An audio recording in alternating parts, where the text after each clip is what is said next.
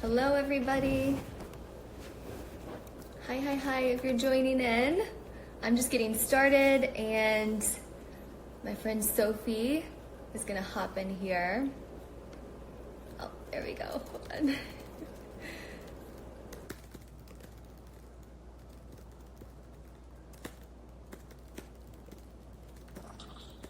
Hi. Hi. How are you? I'm so good. Yay! I'm so happy to see you. I know, I'm so happy to see you. Oh my goodness, I miss your face. I know, it's crazy.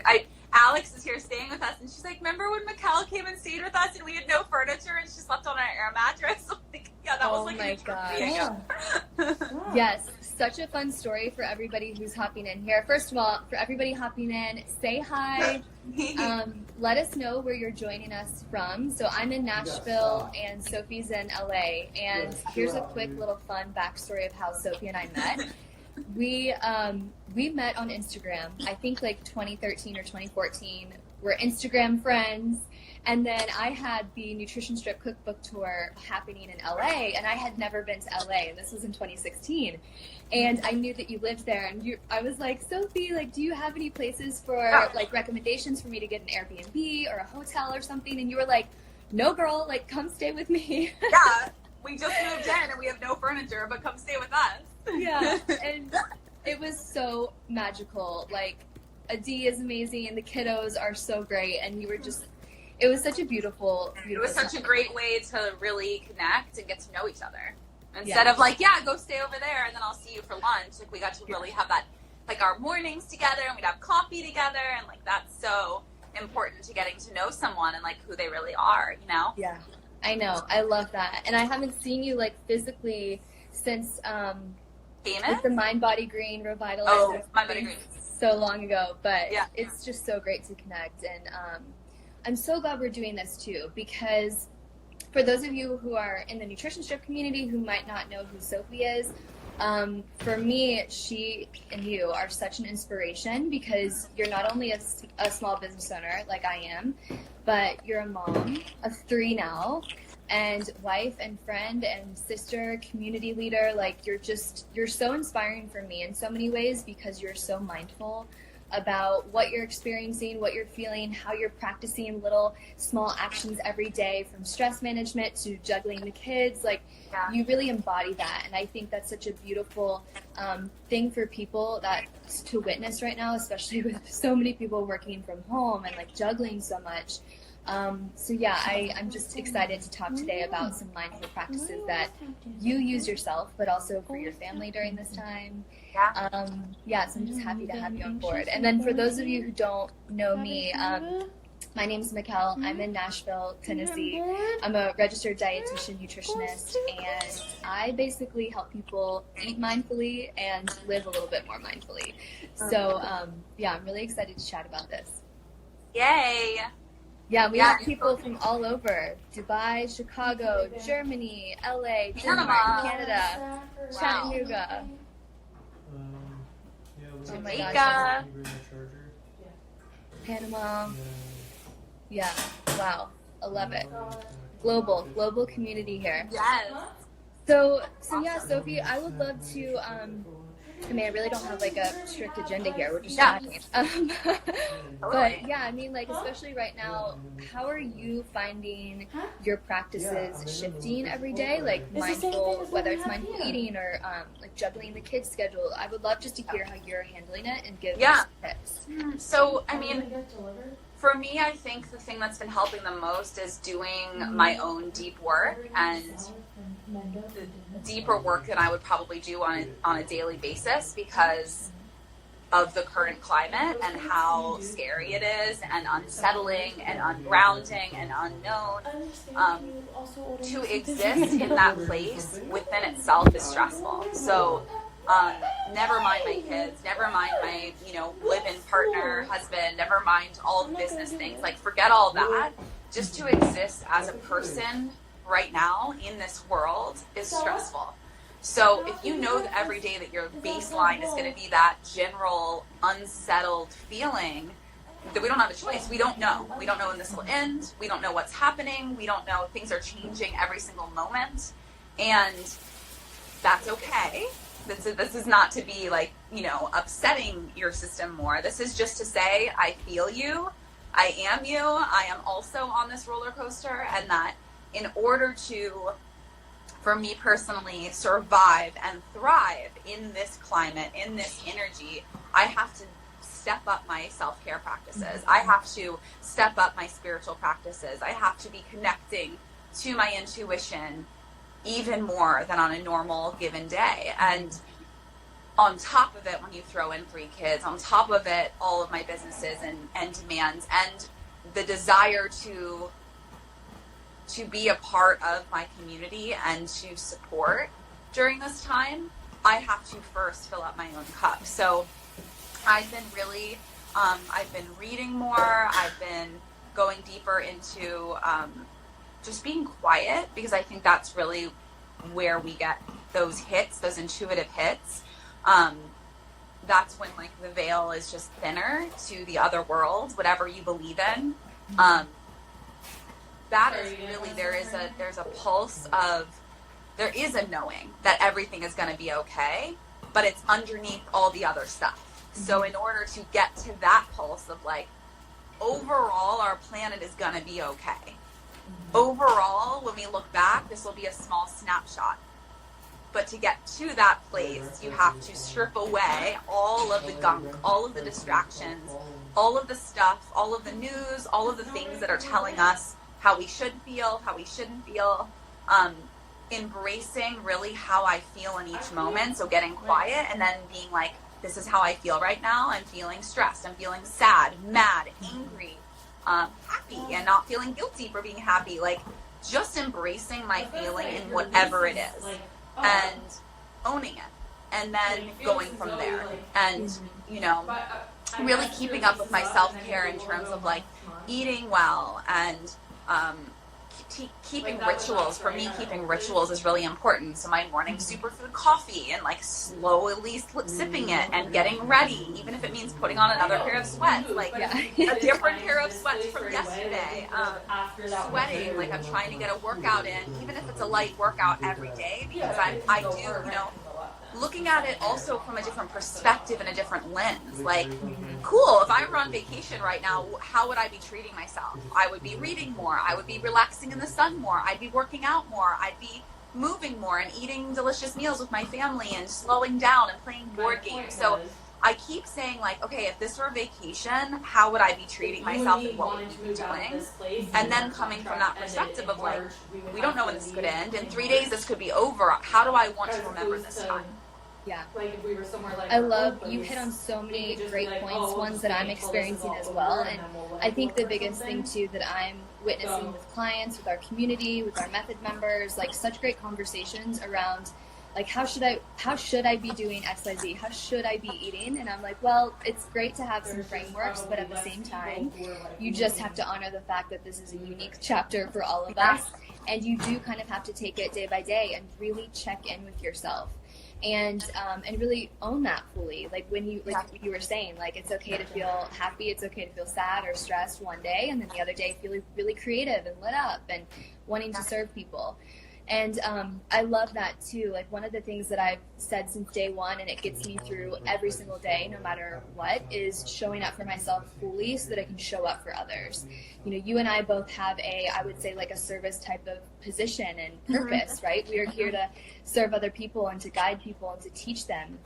And I get lit up by that. But I also, as a teacher myself, have to make sure that I'm taking care of myself and really implementing and like double, tripling down on all of those self-care practices. So for me, same thing. It's like really zoning in on my spiritual practice, lengthening my meditation or deepening my meditation, having multiple meditations throughout the day, or just finding those quiet moments where I can observe more of like how I'm feeling and just checking in with myself overall. Like, am I feeling hungry? What am I feeling hungry for? Am I anxious, or am I bored, or am I happy? Am I excited? And those really help you kind of filter through to find, I believe, like the next best action that you can take. So whether it's like, hey, I need to move my body because I haven't moved all day and I've been sitting down, or hey, I need to put my phone away because I've been absorbing way too much media. That was another thing for me last week. Like, I am all about staying super well informed, obviously, because things are changing by the minute. And I was finding myself at the end of last week, like, reading way too many media outlets. And I was like, okay, I'm done. I'm going to give myself like 20 minutes a day looking at the CDC, World Health Organization. That's it. I don't need to watch everybody's opinions on everything and just get, clouded. So I think that's another great point and tip for everybody as like a mindful practice right now, is just to put some boundaries on your media use in general, whether it's Instagram or whether it's like TV or websites and all of that stuff. You know what just came to me is like, we are expected, like right now, like we need to be more mindful, more aware of our actions than ever. Like, we need to be more aware. Like, we have to continuously, multiple times a day, ask ourselves, what do I need right now? What am I feeling right now? What do I need right now? What do I need to get rid of right now? It could be our phone. Like, how much phone use am I having? Like, that is directly related to my stress levels. That is directly, and so even when I'm serving, so like boundaries need to be stronger than ever. Awareness needs to be stronger than ever. Like I've been actually eating a lot more grounding foods. Like I don't even usually eat this many like breakfast, lunch, and dinner grounding foods, but I'm like, I need to fucking ground. Like I need to feel my feet on the ground. Like, whoa. And that's okay. It doesn't mean anything. It just means like, that's what I'm eating right now. Grounding foods are great for you. They're just not what I'm used to eating. So I'm just like, oh, okay. Like it's not going to make me sluggish to eat grounding foods. It's actually going to ground me, which is exactly what the feeling that I'm wanting right now is, to be like, okay, I got this. I'm not like up here. I love that point too. Like that's touching on, I believe, a little bit of the mindful eating principle mixed with a little bit of intuition too. And that's something that I teach in our method membership a lot about, which is the mindful eating practices, but also how to check in with your unique hunger, also how to just ask that question of where's my energy right now.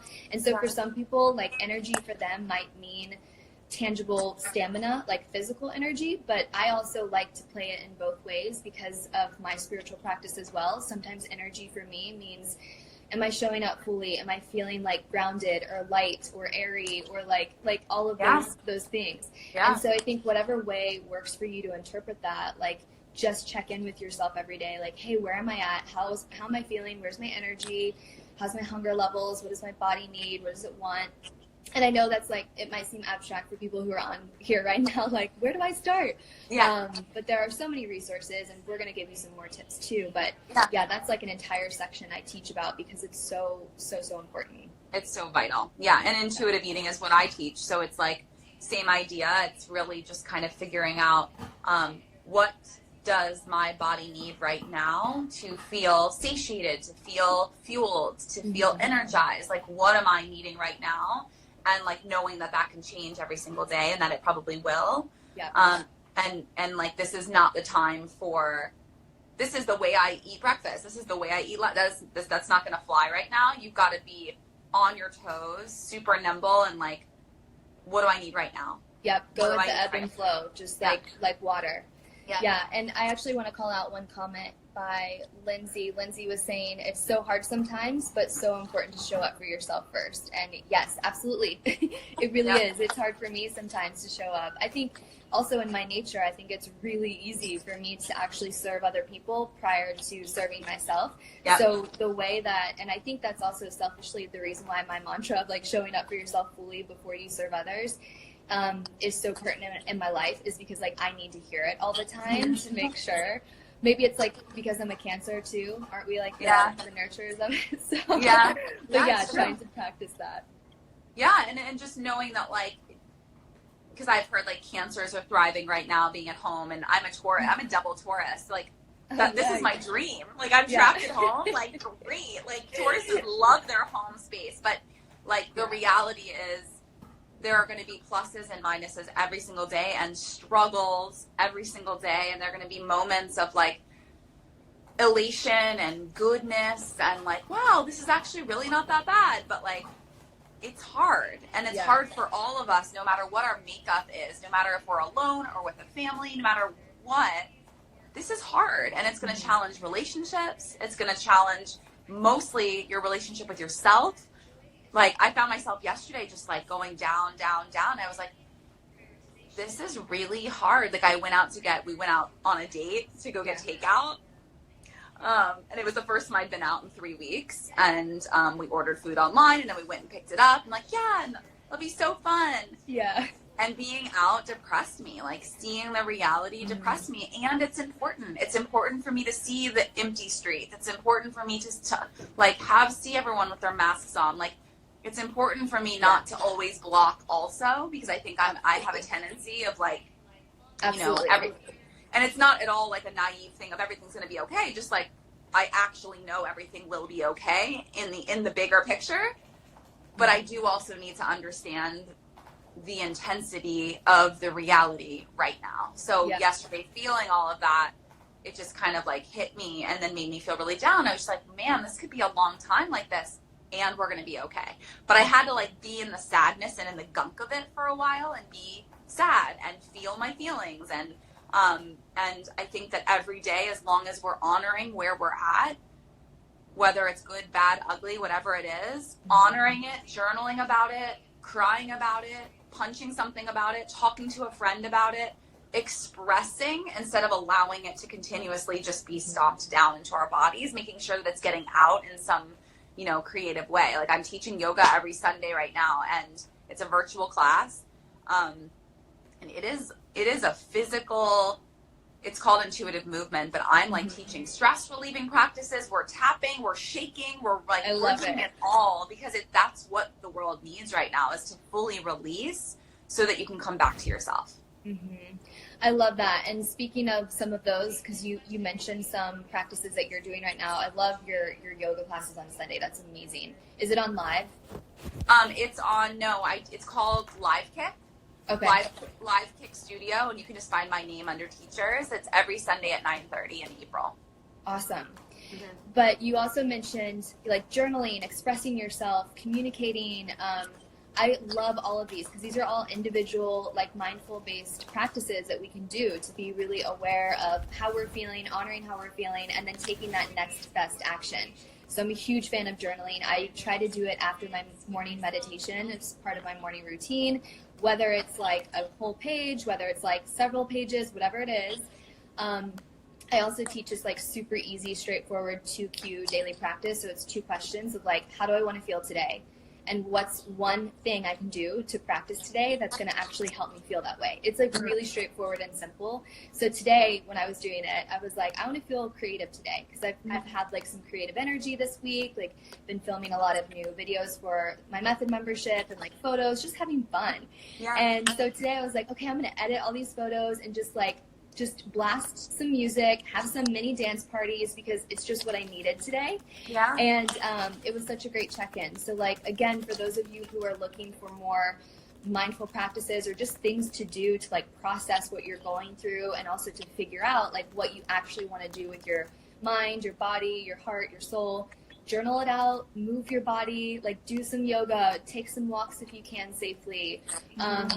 Like whatever it is at home that you can get moving, cook in the kitchen, nourish your body, like try some new recipes.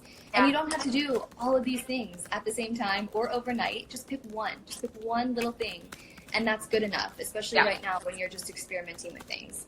Keeping the to-do list really short for me has been really good, because any more than that, I just get really overwhelmed. So I have like 3 things I had to do today. And that's it. And even that feels like a lot during this time. Like, it's a lot. 3 things is a lot of things. And I'm holding space for 3 children. And I'm doing all these other things. So just knowing that, like, again, like we said at the beginning of the conversation, just to exist as a person right now in the world is stressful. So your baseline every day is at that higher stress point, given the nature of the universe right now. So treat yourself as such. Be a little more gentle with yourself. Be a little bit more compassionate, and like take the pressure off. This is a time to do what we can every single moment to just check in with ourselves and just see how we're feeling and what we can do to like you said, an actionable step to just feel a little bit better, to just release a little bit and then feel a little bit better and then take the next best step. But finding what's healing, like what feels cathartic. If cooking in the kitchen feels cathartic, like do it. If it feels stressful, don't. Like it's pretty simple, you know, like it's really simple, Sophie, bare bones. I would love for you to highlight, because you are a mom of 3, so you have 3 little ones, to also juggle their schedules and their well-beings and physical health, mental health, all of that. What have you found, obviously, besides showing up for yourself and deepening your own self-care practice?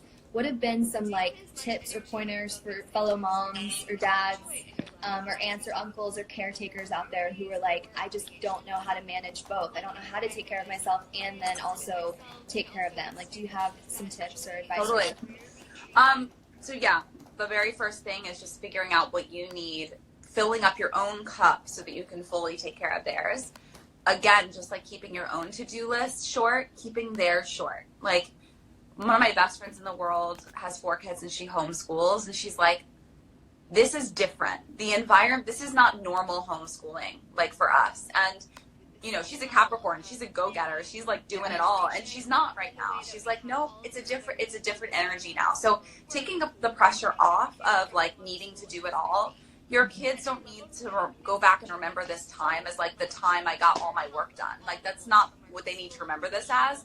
How about remembering like, that time was so fun. My mom played more board games with me, and we did more dance parties as a family, and we watched more family movies, and I got ice cream more often. Like, that's what I'm trying to instill in my kids, because that actually feels more aligned with what's happening right now. Like, let's just find the little bits of joy in the simple moments all day long. And they have a structure. Like, they get up in the morning, get dressed now.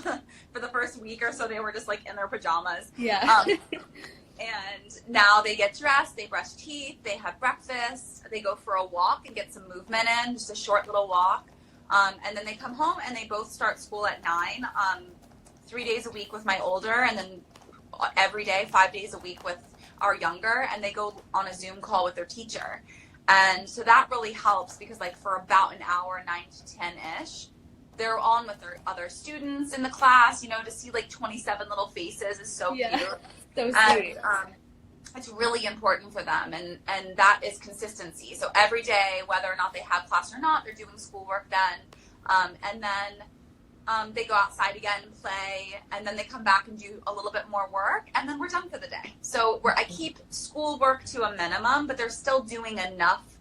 You know, they're 7 and 9, so they're young, and they go to a Waldorf school, so it's not like they sit and do tons of work all day anyway on a typical day. And I'm not a teacher, and I'm not going to like wrestle with them all day long. If it feels stressful, I just let it go. I'm like, okay, we'll do this tomorrow. So keeping their to-do list short, keeping a consistent schedule. And then at our family meeting on Sunday each week, we're going through the week and being like, what worked, what didn't work. We ask the kids, what worked, what didn't work? Like, what are you liking? What are you not liking? What would you like more of? Will you go through that? Actually, I'm going to interrupt you because I think I love that idea. Jesse and I, my husband, we kind of have he also works at Nutrition Strip, so we kind of have like that meeting, of course, every week in terms of business. But I had never thought about doing like a meeting like that just personally. And also I understand it's only 2 of us, but I love that tip for you as a family. Can you go through like what you all talk about? Yeah. So we have a live-in nanny who lives with us, who happened to move in right before all of this happened. We had an au pair from Spain. She left. Then this woman moved in. She drove across the country from Ohio, and little did she know she was going to be quarantined with us. She got here. She had one semi-normal week, and then this all happened. So it's very intense in our home right now. And I'm so grateful to have that help, considering my husband and I both work. And Adi is in the addiction space and like recovery and helping people, and he's working more than ever. So it's actually been, he's like on more than ever. So I don't really have, he's there, but he's working full time. Mm-hmm. So having her here has been such a blessing. So I've been starting to give her a little bit more each week as she integrates. I'm trying to give her kind of full control of their school stuff now, because I get so many emails from the teachers all day long with projects that I'm like, okay, now she can just be in charge of that. So now she's in charge of kind of keeping an eye on that, and then I kind of am her helper in getting all that done. But because there's so many different things happening at every given moment, and week to week everything's changing so rapidly, having this meeting on Sundays has really helped us, you know, transform the general like ecosystem in the house, because you know, the first week there was way too many screens, and then the second week, like, we had to tone it down, and we're like, let's go back to like 30 minutes a day for the kids, because it's at the same time, like, this needs to be the new normal. Right. Sorry, my limit on my phone just went off. Okay. It's like, you just take the limit for screen time. I'm like, ignore. That's a good practice, though. Screen time limits. Yeah. So, yeah, I think touching base each week with the people in your home, especially your children, to let them know, like, what's working, what's not working. Like, our kids get a little, they're not used to having a lot of screen time, so when they do, it just kind of boggles their mind a little bit, and they're just, like, constantly, it's like an addiction. They're constantly wanting to know when the next time is, and they're constantly talking about it, and it's obnoxious. We're like, why are we talking about this? We're outside playing. Like, who cares when you're doing the iPad next? So we're just like, okay, we're going to 30 minutes a day. Style. Yeah. You're like, who cares? Just chill out. Stop. I don't want to talk about a screen right now. We're outside in nature. So we're kind of just changing as we go, and like also not trying to like on a daily basis throw them off, because they need consistency just as we do. They crave consistency. So in those meetings is when we decide what's going to change for the next week. We go through the schedule, and we're like, oh, you know what? That actually works to get the movement in, because I made an initial schedule, but like actually practical application of like living that schedule, things change. Like, we have a baby girl that runs around. Like, it's not always going to make sense for them to be sitting down doing school if our nanny's on and we're both working. So just trying to figure it out day by day, and then each week resetting and saying, okay, here's the general schedule every day. How's that working for everyone? Oh, well, I noticed, like, the nanny might say, Chelsea might say, I noticed Leo's really like extra wiggly during Noah's nap time, so maybe he needs a little bit more movement right before her nap, so that we can have that quiet time in the house. So we usually, they do school in the morning, Adi and I do some work or movement, and then the kids get some movement, and then they come back for Noah's nap, which is in the like 12 to 2. Then it's quiet time in the house, so everyone can just be quiet. And that's usually when they get their screen time. So they get now 30 minutes of screen time during that time. And then they need to be reading. They need to be playing with Lego, some quiet activity. And then we go outside as a family for like a long neighborhood walk a little bit later on in the day, and get the wiggles out before we are in for the rest of the night and before dinner.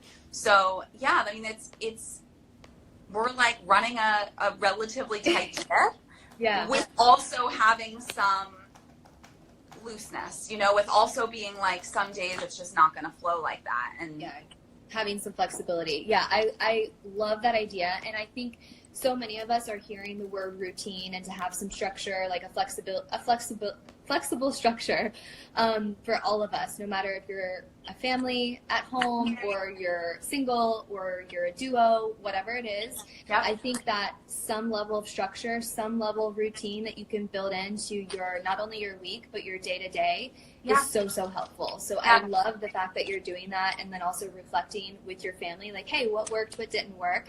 What do we need to tweak next week? What do we need to like expand on next week because it worked so well? So I love all of these tips, because everybody who's watching right now or who watches this later, who's looking for like tangible ways to actually do this in your life, that's it. Like, take out maybe a piece of paper, look at your calendar, even though your calendar might not be full at all right now, but even just scheduling out, when am I going to have quiet time for myself? When am I going to maybe cook or have some nature time or have some creative time? And so just planning that out, but then the non-negotiables, like, what is non-negotiable? Like, I must get outside for a walk. I must move my body in some way, even if it's for 15 minutes in my, in my bedroom.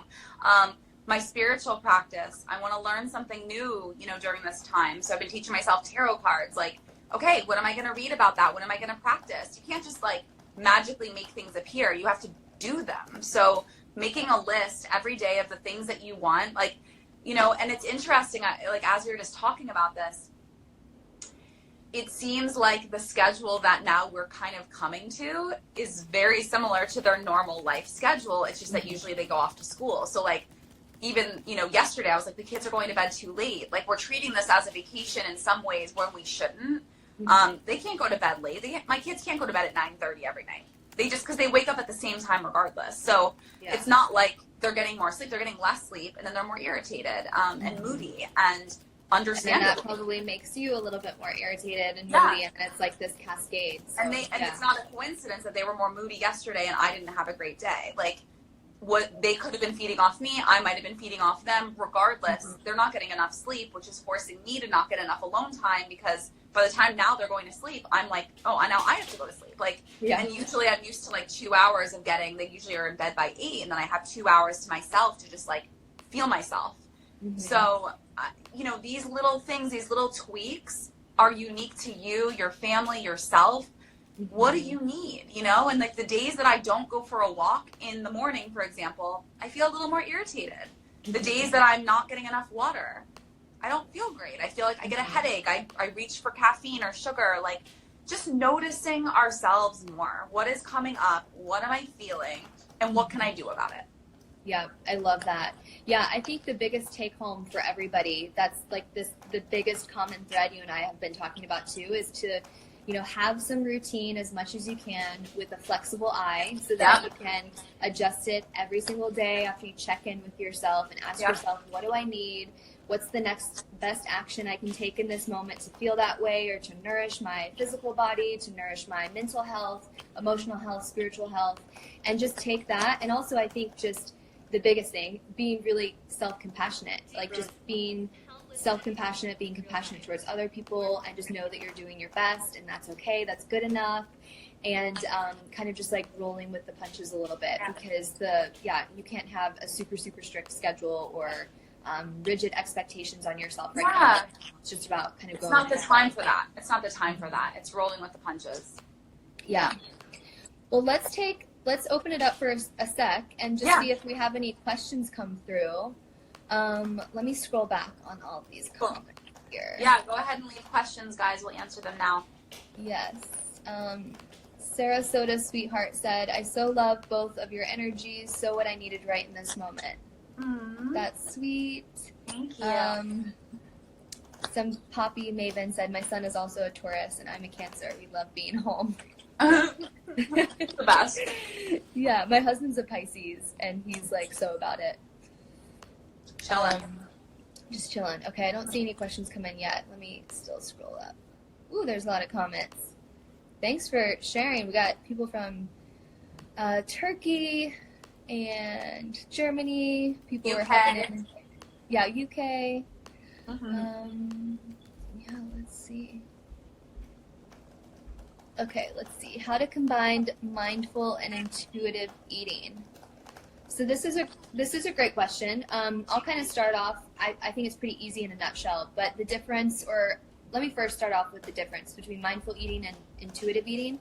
So technically, if you're looking at it from like a two-dimensional level, intuitive eating was developed back in, I think it was like 1995 by 2 dietitians with 10 principles of intuitive eating. So that's like textbook intuitive eating. Now, just like everything, everyone has their own unique philosophy and practice on it. So even Sophie, like I recognize you, like you do your own unique part of intuitive eating. So you can share your process, but I just want to share that because there are a lot of different philosophies out there. And then I'm in the camp more so of mindful eating. And so mindful eating is more about not only what you eat, but how you eat. So that is really important as part of my philosophy at Nutrition Stripped. It's, of course, taking into consideration foods. I recommend more plant-based whole foods, foods that really nourish your long-term health. But I also don't have any restrictions on foods. I don't label foods as good or bad or clean or dirty or you should or you shouldn't, unless you need to literally limit them from a medical necessity or a health condition. Yeah. But every food has its place in my philosophy. And by eating mindfully, you're not just paying attention to the food, you're paying attention to how you consume the food. So are you being mindful with checking in with your hunger and your satiety cues? Are you checking in with your body about what foods it needs? Are you kind of loosely every single meal trying to eat what I call like the foundational 5, which is just simple macronutrients, like nutrition 101? Mm-hmm. And are you eating enough of those foods throughout the day to actually ensure that you're physically nourishing your body, but then you're also paying attention to what you uniquely want or what you desire or what you might be craving as well? So that's kind of how I picture the two. And both are great in their own perspectives. Like, one might really call out to you more than another, and that's fine. There's no right or wrong way to practice eating. It really is just what resonates with you in terms of those two philosophies. Absolutely. Yeah, same exact, thoughts as you. The only thing I would say is that, like, you need a level of mindfulness to practice intuitive eating. So intuitive eating is not necessarily something that you could like pick up and do right now if you aren't self-aware, if you aren't practicing mindfulness in your everyday life, in things, it could be a little challenging. So starting with just awareness of kind of what we've been talking about this whole time. What am I feeling?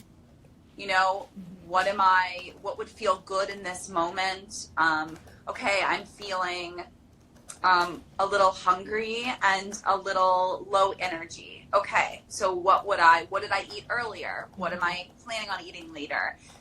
Really those mindfulness, being mindful in your life is going to help you to attune to your own intuition.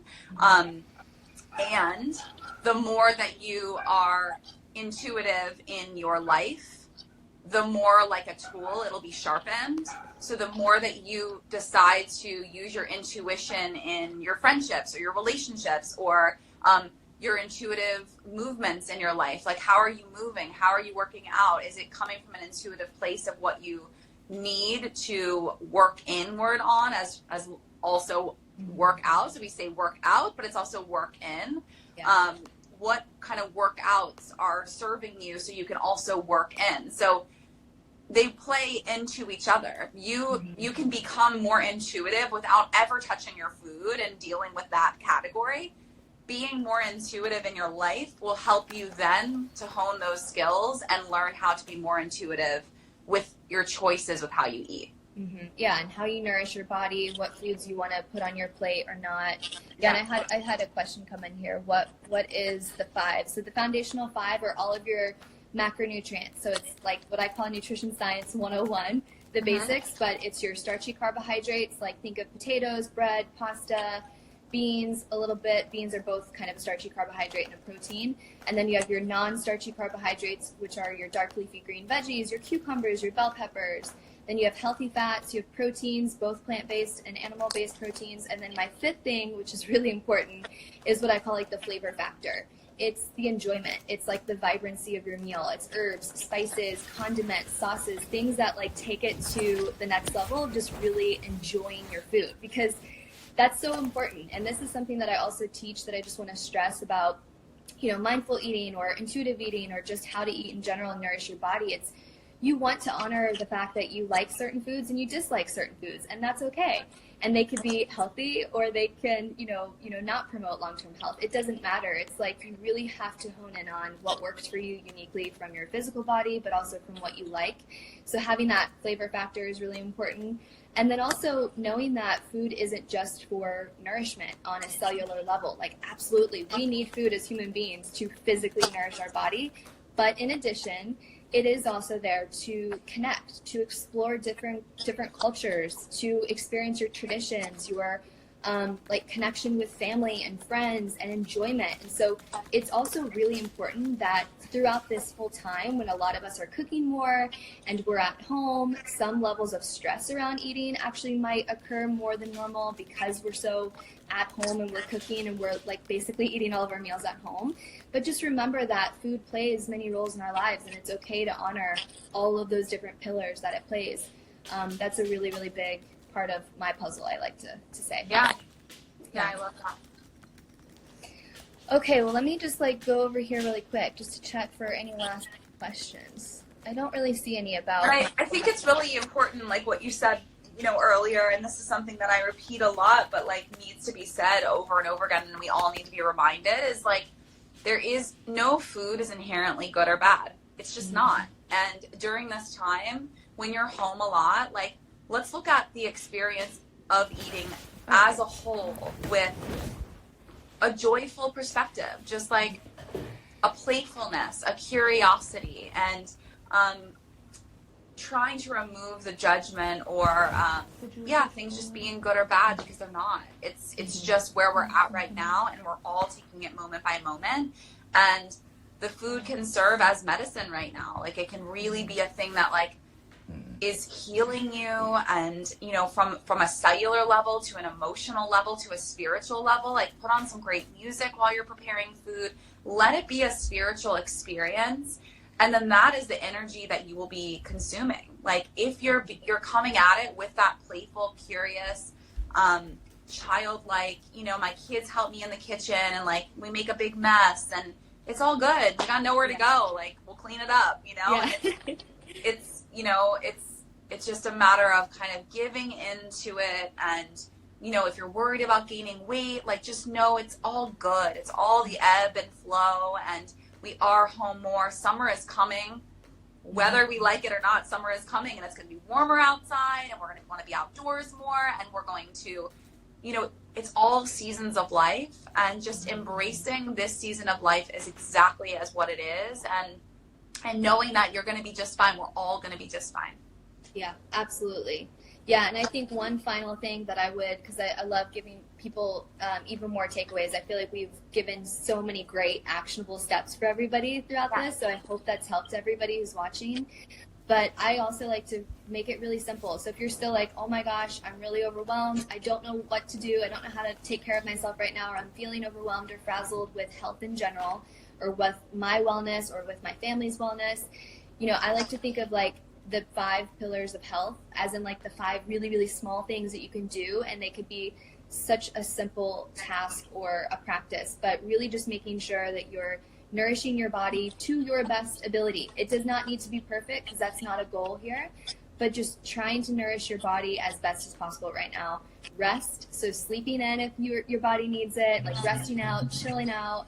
It's also okay to, I think right now too, to be okay and giving yourself permission to numb out with some few activities that maybe you wouldn't normally do, like watching a lot of maybe TV or Netflix, like being aware of like what you also need. Like, maybe you do need to go inside and read or journal, but it's also okay to engage in those practices. I've been allowing myself to do that too. Yeah. And then also, nourishing your body, sleeping, finding the joy, like laughing, having fun, expressing your creativity. Like, don't forget about that fun factor, like that pleasure factor, because that just helps all of us, like from a heart getting space. Creative with that. Like, watch comedy, watch old episodes of Saturday Night Live, romantic comedies, TV shows that make you laugh, like whatever it is. And like moving your body would be the 4th thing. Like, try to move your body. It doesn't have to be this crazy at-home workout. It could just be getting outside, breathing some fresh air, doing some squats, a plank, like some yoga on Sundays with Sophie, like whatever it is, just to move your body a little bit more, and hydrate, just drink water. It's like really simple if you get back to basics, and that's okay to do right now. Totally. Yep, that's where we're at. Simple. Yes. Simple, achievable things. Well, I loved this chat, Sophie. Me too. This was such a beautiful way to start my day, and me too. I'm just so grateful for you. Thank you so much for sharing your wisdom and your advice and your heart and everything with fellow moms or people at home or just anybody watching this today. I'm just really grateful for you. Yeah, and come over and say hello on my page, Sophie.Jaffe. I'm sharing motherhood, relationship stuff. My husband and I have a podcast called Ignited, where we share very vulnerably and openly about a lot of challenges we've had in our marriage, in our relationship. We bring on amazing guests that, just blow our mind and ignite us from within. And it's a free podcast. So wherever you listen to podcasts, just type in IGNTD Ignited, and you can listen to that wherever you are. I love putting podcasts on and like cleaning or organizing or going for a walk. So it's a great way to kind of feel like, oh, I have to do the dishes. Oh, I'm listening to a podcast. I'm also learning and growing. Yeah, I love that. Yeah, absolutely. And then I'm at Nutrition Stripped, and our website, nutritionstripped.com. And you have so many great recipes, and you have your course. Yeah, free recipes, free health and nutrition articles. So much of it is free. YouTube. And then I also have some updates to a free workshop that I have, which is really exciting. So that's about my method program and method membership, which is the year-long membership, where I dive into mindful eating and all of that good stuff. But yeah, just hop over, say hello to both of us if you are joining from vice versa communities over here. But yeah, Sophie, thank you so much. Love you. My pleasure. Love you more. Have an amazing day and weekend. You too, babe. Bye. Thanks, everyone. Thank you.